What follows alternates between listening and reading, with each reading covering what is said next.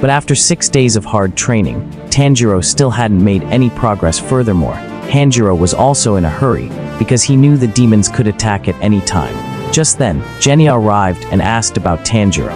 He said the mark on his forehead was clearer. As for Tanjiro, he was very surprised because he hadn't been in contact with Genya for a long time. Genya also revealed that he had just been scolded a lot by the Stone Hashira, because before that, he had warned Genya not to go near the Wind Hashira. But he didn't listen, so Genya also wanted to thank Tanjiro for protecting him that time. Furthermore, Genya also asked about the mark on Tanjiro's forehead, and when he touched his forehead, Tanjiro was very happy to notice the mark was darker than before. It's just that Tanjiro was a little sad because this rock-pushing exercise was too difficult. Genya said that he had successfully pushed the boulder. Hearing this, Tanjiro's eyes lit up. He didn't know if Genya had a secret. So Genya revealed that he had concentrated to the extreme. At the same time, he was constantly chanting, Namu, just like the Stone Hashira. But Genya thought Tanjiro probably wouldn't believe him. However, when Genya left, Tanjiro pushed the boulder exactly the way he had just told him. Just by opening up all the senses at once, even someone without breathing techniques like Genya could move the boulder. Furthermore, while pushing, the Stone Hashira, like Genya, always reminisced about painful past memories to increase their heart rate and body temperature. After trying hard, Tanjiro made the boulder move a little more. But it was already the end of the day, so his comrades reminded him to go back early to prepare dinner. Because the whole group only wanted to eat the rice cooked by Tanjiro himself. That evening, Genya stopped by Tanjiro's place to help him make dinner. And while they were cooking, Genya asked Tanjiro about his training session. Tanjiro said that even though he focused his whole body, there were no results. So Genya wondered if the mark on Tanjiro's forehead had any effect. But Tanjiro saw that Genya and the Stone Hashira didn't have marks but were still pushing rocks effortlessly. And they both felt stuck. Genya asked Tanjiro, V letter 1E1 L letter 1E7 and Basi letter 1E3M Zuck of Yu Dang Chow NH letter 1E50. Hearing this, Tanjiro was silent for a moment and didn't say anything. This made Genya think he had just reminded Tanjiro of painful memories, so he apologized to him. At the same time, Genya believed that Tanjiro would definitely succeed. The next morning, Tanjiro woke up very early to continue the rock-pushing exercise. Following Genya's suggestion, Tanjiro thought of the faces of the people he loved most. After that, he also remembered the words of the Flame Hashira Rengoku 2, light up your heart. Indeed, a flame ignited within Tanjiro, making him stronger than ever before. And this time, Tanjiro made the boulder move a short distance further. Furthermore, mark on his forehead also became much clearer than before. Seeing Tanjiro training so early in the morning surprised his two friends greatly. Zenitsu thought that if Tanjiro was struggling like this, he probably wouldn't be able to last the day. However, Tanjiro was still trying his best, even though he was panting from exhaustion.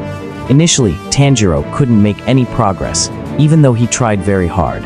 But after repeating the actions according to Genya's advice, his body started to remember. The mark on his forehead became clearer, giving Tanjiro a lot more strength. And finally, Tanjiro successfully pushed the boulder, greatly astonishing his two friends. He even pushed it a very long distance, making them exclaim that he was a monster. At the same time, they were also very jealous seeing how much Tanjiro had improved. On this side, Muzan couldn't wait any longer, so he decided to set off for the master's place. Zenitsu's sparrow was carrying a letter to deliver to him. Meanwhile, Tanjiro was still trying to push the boulder for as long as possible, because Tanjiro believed that if he was careless for even a moment, he would lose strength and the boulder would push him back immediately. Seeing Tanjiro improve like this, Inasu couldn't be left behind either. So the young man reminisced about super crispy tempura to boost his strength. Unexpectedly, he also successfully pushed the boulder, so now only Zenitsu was left behind. Just then, Zenitsu's sparrow delivered him a letter. Looking at the bird's attitude, Zenitsu felt this was a very important letter. After using all his strength to push the boulder, Tanjiro moved it more than 100 meters, meaning he had completed the training portion set by Stone Hashira Goma.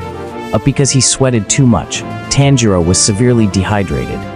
Thinking he was about to die, the young man wished his comrades farewell and told them he was checking out first. Luckily, the Stone Hashira appeared in time with his familiar phrase, Namu Amitabutsu. At the same time, he poured a lot of water for Tanjiro to recover. The Stone Hashira certified that Tanjiro had completed the rock-pushing training. Furthermore, he also acknowledged Tanjiro as a kind young man after learning about his actions in the swordsmith village. Because Tanjiro prioritized the lives of the villagers over his sister who had turned into a demon, he thought Tanjiro was a role model for other swordsmen to follow. Tanjiro said that was Nezuko's decision. Tanjiro also remembered that the situation at that time was truly dire, making it impossible for him to make a decision. However, Nezuko accepted being burned by the sun so Tanjiro could go save the other villagers, so Tanjiro felt he wasn't worthy of the Stone Hashira's praise. Furthermore, Tanjiro also thanked the Stone Hashira because his exercises had made him much stronger. In the Stone Hashira's memory, children were usually selfish and lied without batting an eye, but now he once again acknowledged Tanjiro as a very kind child. Seeing Tanjiro curious, the Stone Hashira recounted his past to him. In the past, the Stone Hashira adopted orphaned children at a temple. Although his eyes were blind and their food was only charity, everyone found it very delicious. Among the children, Seo was the youngest girl but very kind. Seeing Gomai looked very thin lately, she gave him some of her food. Being cared for by someone like that made the Stone Hashira very happy. But he said that because he was undergoing very rigorous physical training, being a little hungry was okay. Gomai and the children had no blood relation, but they all lived together harmoniously like a family. So he had once intended to live there with the children forever. However, one night, a child in the group encountered a demon because he didn't keep his promise to return to the temple before sunset. And to save himself, he led the demon to the temple to eat Gomai and the other children. At that time, the area where Gomai lived was always associated with stories about demons, so everyone had to burn wisteria incense at night. But that child put out the incense pot and invited the demon into the temple. Facing the demon's strength, the children had no way to resist. And when Gomai woke up startled, he witnessed 4 children being killed in an instant. Although Gomai tried to protect the remaining 4, most of them didn't listen to him. As a result, the next 3 ran outside and also lost their lives. At that time, Gomai was just a young man with a thin body, because he usually ate very little. Furthermore, his eyes were blind, so perhaps the children just saw him as useless. Only Seo listened to Gomai, so the little girl hid behind him. Therefore, he was determined to protect Seo at all costs. That night, the Stone Hashira fought the demon alone with his strength. Although the demon caused a wound on Gomai's forehead, he tore off its 2 arms. After that, the Stone Hashira vented his anger on the demon until morning. And even now, he doesn't understand why his body was so full of strength that night. As for Seo, who witnessed everything from behind, she was extremely scared. Even though his body was full of injuries, the Stone Hashira risked his life to protect Seo.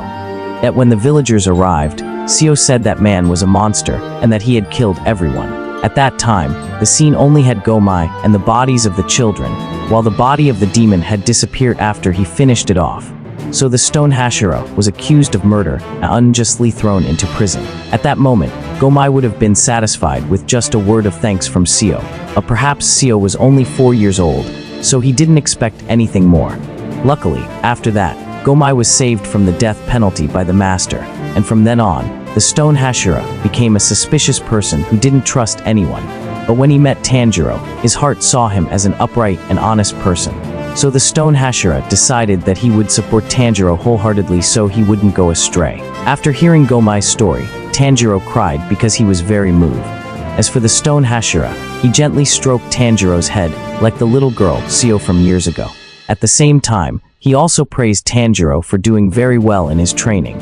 During the meal, Genya also shared that the Stone Hashira was a very kind person, because after learning that Genya had eaten demon flesh, he introduced him to Shinobu to check his physical condition. As for the young man Inosuke, he intended to eat all the fish Tanjiro had saved for Zenitsu, so Tanjiro advised him to be a little less greedy, because Zenitsu was also very hungry now. Tanjiro planned to visit the water Hashira-jiu after the meal, so he invited Genya to come along. But currently, Genya hadn't completed the 100-meter rock pushing exercise because he couldn't use breathing techniques. Inosuke heard this and mocked guys who couldn't use breathing techniques like Genya, calling them worthless brats. So the 2 guys lunged at each other, exchanging punches full of brotherly love, making Tanjiro quickly intervene. Only when Tanjiro pinned Inosuke down did the 2 young men stop. Immediately after that, Tanjiro brought Zenitsu's grilled fish portion to his training area.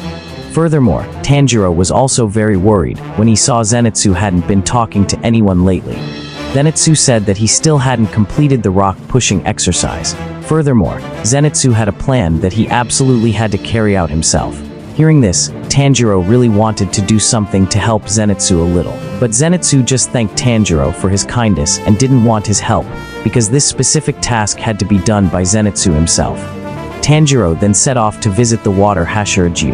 On the way, Tanjiro was constantly worried, wondering if Zenitsu was really okay. Furthermore, Tanjiro was also worried about Nezuko, because without him, she must miss him very much.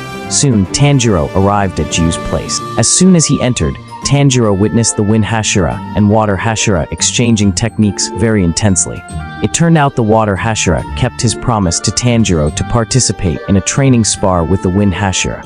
And the wind Hashira used wind scar technique to rush at his opponent with lightning speed. Although both were agile, Tanjiro could now clearly see their movements. As usual, the wind Hashira always fought with a very grumpy face. Furthermore, the wind Hashira had been annoyed with Ju for a long time, because the water Hashira always acted differently from everyone else. But the water Hashira remained very calm, using water breathing to defend and counterattack the wind Hashira at the same time. Seeing the water Hashira was off guard, the wind Hashira planned to unleash his final blow to finish the match. But the water Hashira managed to defend in time, causing both their wooden swords to break at the same time. So the wind Hashira suggested they switch to punching to decide the winner, which Tanjiro quickly rushed to stop. This made the wind Hashira very angry, because Tanjiro had clearly been forbidden to interact with him. As for Tanjiro, he thought the two seniors were fighting over Hanamaki Masha.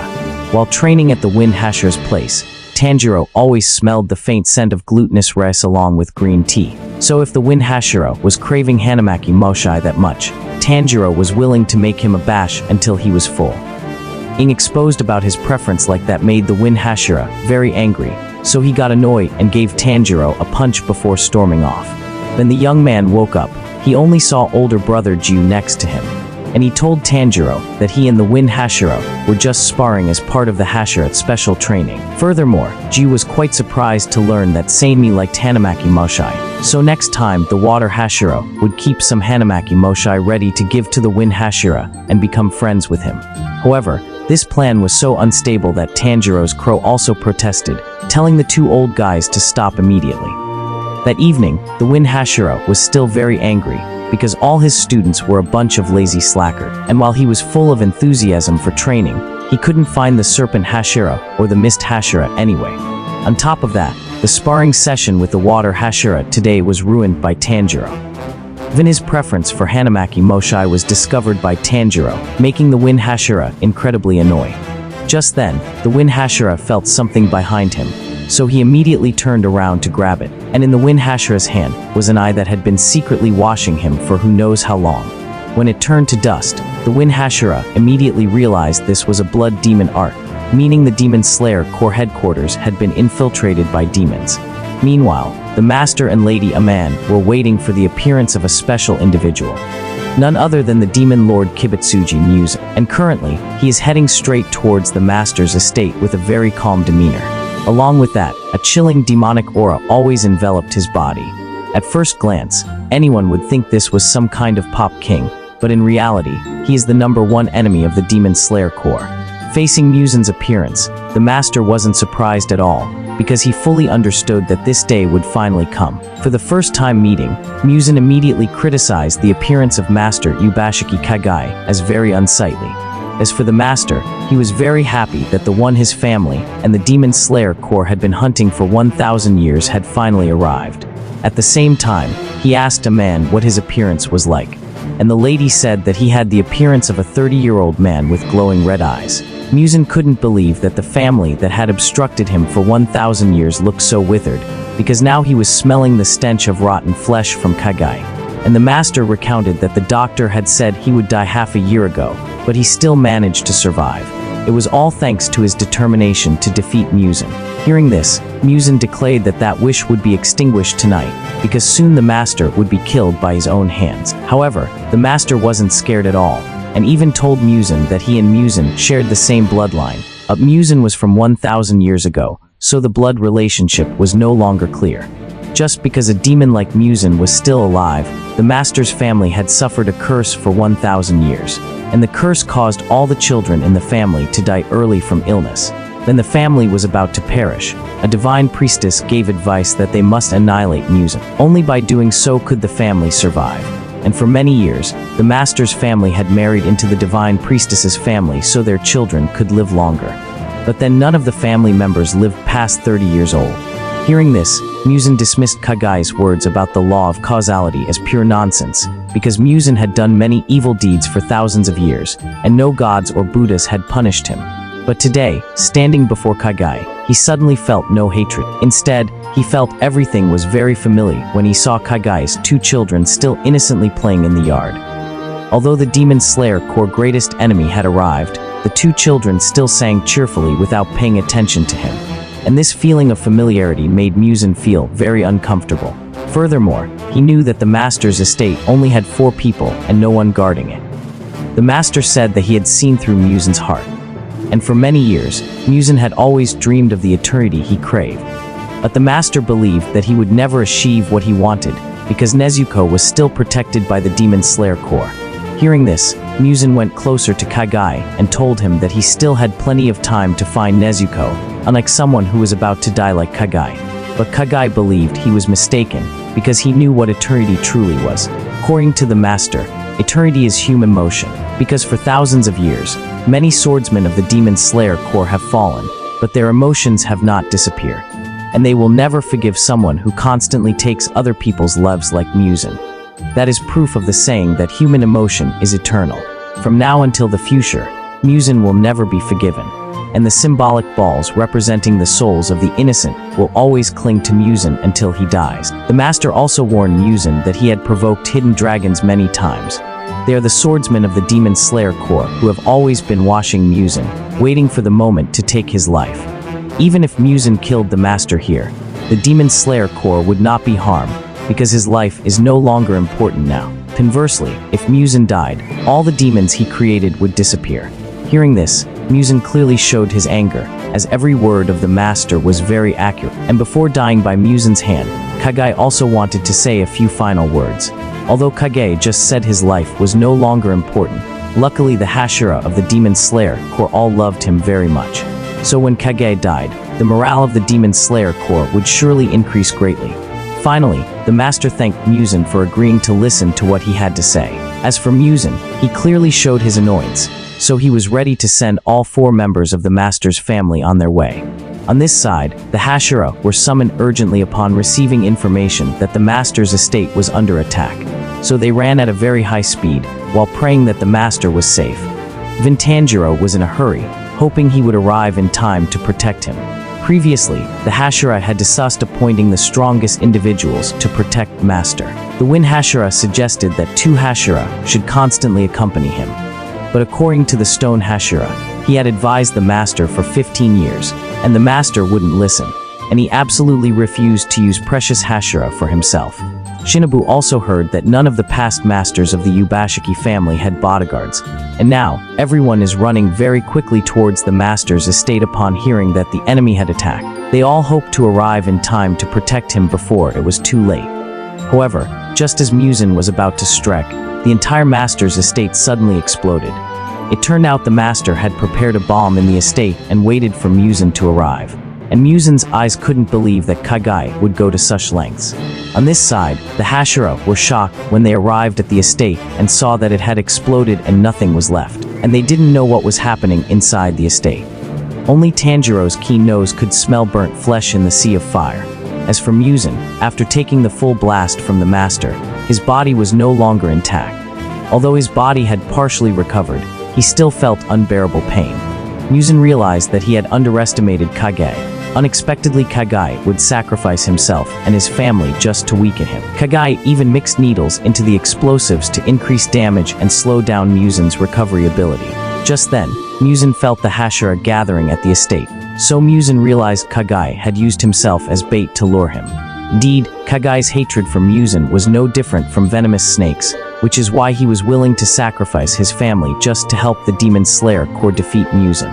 As soon as Muzin's body fully recovered, someone unleashed a blood demon art around him, and meatballs grew many sharp thorns that pierced through Muzin, completely restraining him. The thorns even branched out densely inside Musen's body, making him unable to move. Musen intended to absorb all these thorns when Tamao suddenly lunged forward and punched through him. It turned out Tamao had used blood demon art talismans so Musen couldn't sense her, and Tamao told Musen that the sharp thorn blood demon art belonged to the person Musen had turned into a demon on the street before. And inside her fist was the medicine to turn a demon back into a human. Hearing this, Musen would never believe Tamao had made such medicine. At the same time, he grabbed Tamao's head and reminded her of the past, when she ate her husband and children and many other people. But Tamao said that she would atone for all her sins by dying together with Musen right here. With that, Tamao signaled the stone Hashira from behind to finish off Musen, and the stone Hashira lunged forward and used all his strength to swing his spiky flail, sending Musen's head flying. The time when the stone Hashira was saved by Kagai was when he was 18 years old. Although Kagai was only 14 years old, he had the very gentle demeanor of a master. He himself fully knew that Gomai had fought very bravely to protect those children. And from 5 days before, the master had predicted that Musen would come here, so he decided to use himself as bait to help Gomai and the Hashira take his head. The master also understood that the other Hashira would not agree to him sacrificing himself like that, so he would only reveal this plan to the stone Hashira alone. And although it was very painful, Gomai said he would obey his command. Furthermore, the master was also afraid that Musen would not die even if his head was cut off, so the battle would last until morning, because only the sun could kill him. Indeed, the master's words were completely accurate, as Musen's head regenerated in just a few seconds. And although Musen's body had taken the full blast of the explosion and was restrained by Tamao, he still had a lot of strength. So the stone Hashira decided to hold him off until morning. Seeing himself in danger, Musen immediately used his blood demon art to create thorny ropes to attack the stone Hashira. But he immediately used stone-breathing third form to blow away all of his thorny ropes. At this moment, all the Hashira of the DemonSlayer Corps had gathered at the master's estate, and all of them were shocked to see that it had exploded and nothing was left. Only a demon was standing in the rubble, so the Wind Hashira thought he was the culprit. As for the stone Hashira, he saw that the master's plan was perfect, as the Hashira had all gathered. So he immediately shouted for everyone to know that that demon was Musen. And although he had swung his flail and cut off Musen's head, he was still not dead. Hearing this, the Hashira realized that this was the demon lord they had been searching for all this time. So the whole group immediately used their breathing styles and rushed to gang up on him. As for Tanjiro, he used the Hinakami Kagura to lunge forward and finish him off. But as everyone got close to Musen, a sound from Nakheim's biwa rang out. A spatial portal opened right under everyone's feet, causing them all to fall into the Infinity Castle. On this side, Genya, who was practicing shooting, was also taken away.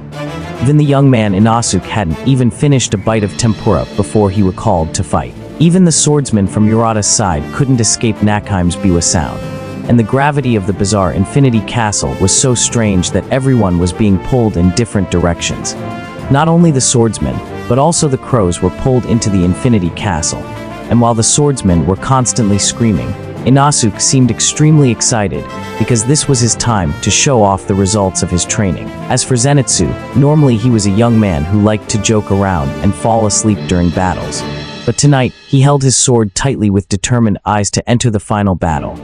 Meanwhile, the Hashira were very worried, not knowing where they were being taken. And among them, the youngest was Muakuro, because he was only 14 years old this year. On this side, the water Hashira-ju was very worried about his younger disciple Tanjiro, but he actively landed in a spot to face the demon lord Musen. Musen told Tanjiro that the Infinity Castle is the hell that will bury the entire DemonSlayer Corps. Because tonight, Musen and his demons will annihilate all the swordsmen, not leaving a single one.